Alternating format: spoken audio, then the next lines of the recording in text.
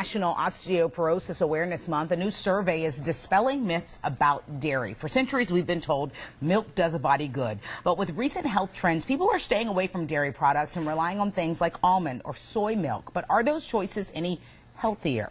Here to break down some common myths about milk is Jennifer Brunelli. She is the sports dietitian with the Carolina Panthers. Welcome. Thanks for having me. For sure. So just how important, Jennifer, is milk to our daily diet? Hugely important. You're talking about 3 nutrients in milk, and you can see it here. It's like, it looks so refreshing. It offers you calcium, vitamin D, and protein. All right. All of which are going to help build strong bones. Okay. And that's why we're here today talking about it. It's something that I do with the Panthers. This is my 5th season with the Panthers, so we talk about it all the time, all that impact that goes on.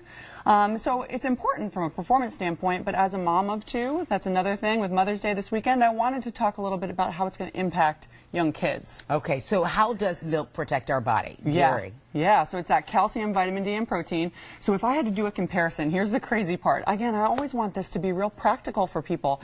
In 8 ounces of milk, which you want 3 servings a day, if in 8 ounces of milk, you'd have to have 4 eggs to get that same amount of protein. Wow.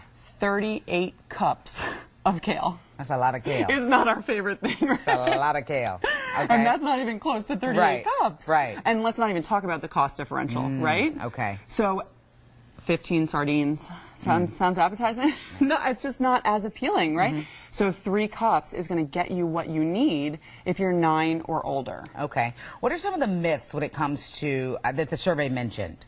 Yeah, so I mean, less than 50%. More than 50% of parents don't realize that this osteoporosis, which in May is Osteoporosis Month, which just means brittle bones. It puts you at risk for breaks and fractures. Most parents do not realize that it's a pediatric problem that has a geriatric outcome.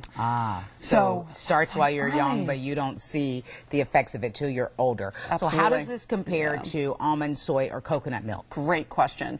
So I put this bank here, obviously as Panthers fans, we can't help ourselves, right? But I put it here because we need to invest early. And all of that swapping of milk that we do as parents, and what are we trying to do? We're typically trying to do the, quote, healthful thing, and unfortunately, milk substitutes are not offering you the same thing as milk is. Now, for those of you who can't have dairy because of lactose intolerance, how do they still make sure that they get what they need, that calcium? You have all the right questions. Seriously, you have all the real questions. So regular milk absolutely has a sugar in it called lactose. Your challenge is if you have lactose intolerance, you're not going to want to deal with that GI upset. No way. So you have food products now out there like Lactaid or Fairlife, which, by the way, the chocolate Fairlife is probably the best chocolate milk. It's the only one we have at the stadium now. All right. But you have those products that they don't have lactose, and you can still get all those nutrients. Well, we packed a lot of information in this interview. Time always flies. Thank you for being here tonight, Jennifer. We appreciate it. Thanks for having me.